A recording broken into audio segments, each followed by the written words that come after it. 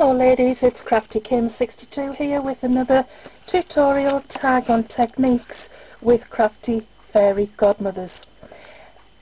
I'll refer you back to the distressed tag technique and the matting and layering technique on here.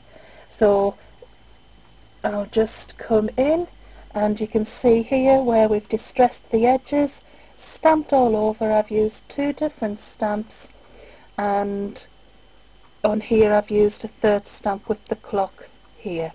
So these are the stamps that I've used.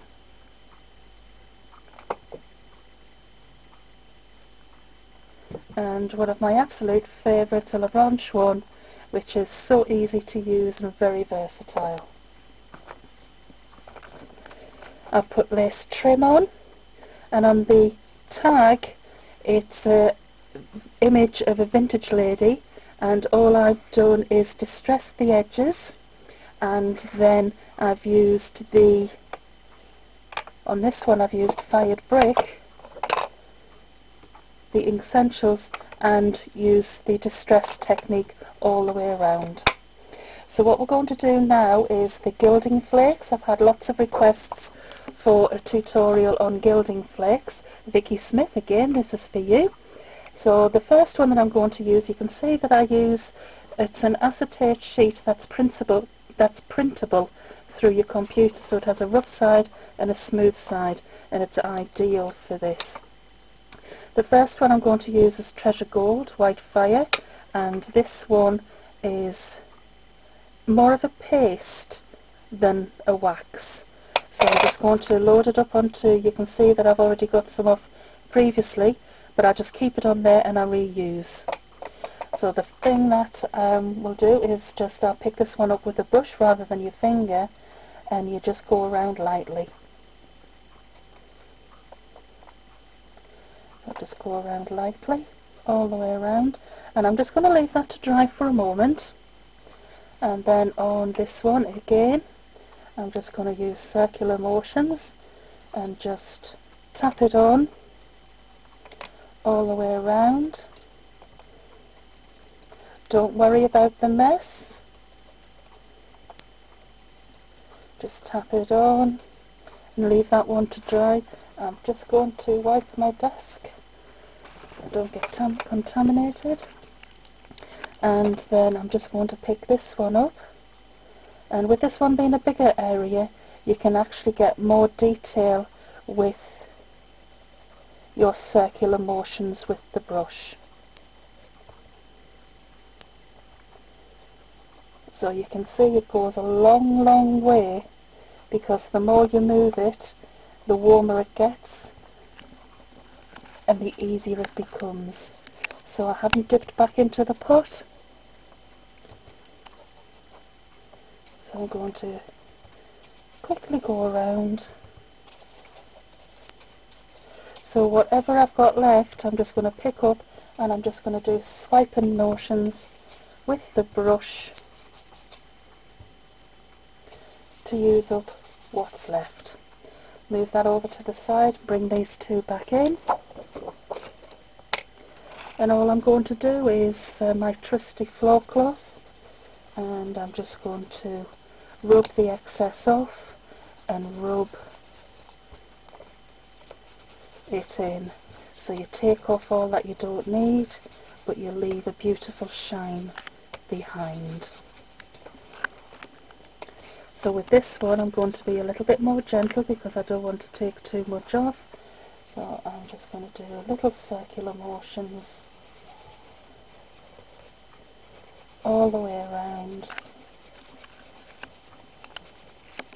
Continue doing the circular motions, and there you have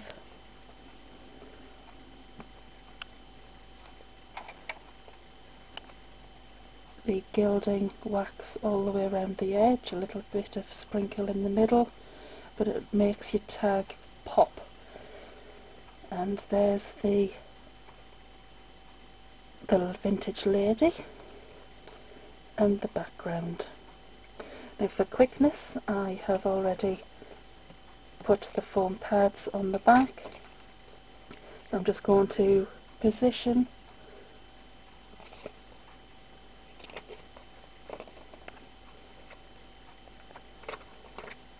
the tag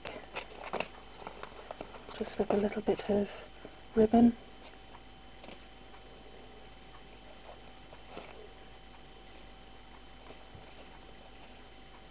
I don't want an awful lot of ribbon, I just want a hint.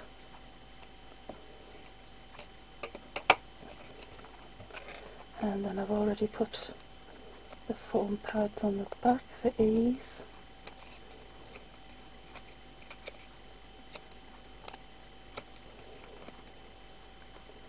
Put that slightly over. I want to have it over onto one side. Stick it down, and there's the finished distressed tag with gilding wax, which is going to be a swap on Crafty Fairy Godmothers. I'll just show you the colour combinations that I've done for the previous ones. So as I said, this one was Fired Brick, this one is Broken China, and again I'm going to add some more floral embellishments onto that one, and this one is Dusty Concord, and on this one again I've slightly offset this one, changed the angle, and I've just stickled the flowers a little bit there. So this is going to be a challenge, a swap on Crafty Fairy Godmothers.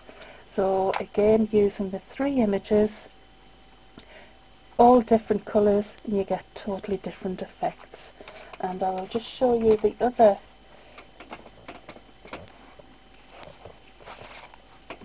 waxes that you can. So this one was the paste, and these ones are the metallic gilding waxes from Creative Expressions, which is what's more commonly used, and this one is the bronze. So I will you just need to take a little bit on your finger, and again it's the heat that makes it work, and you will just to show you a little bit better on the black. So you can see you just rub it gently and it brings out, and it goes an awful long way.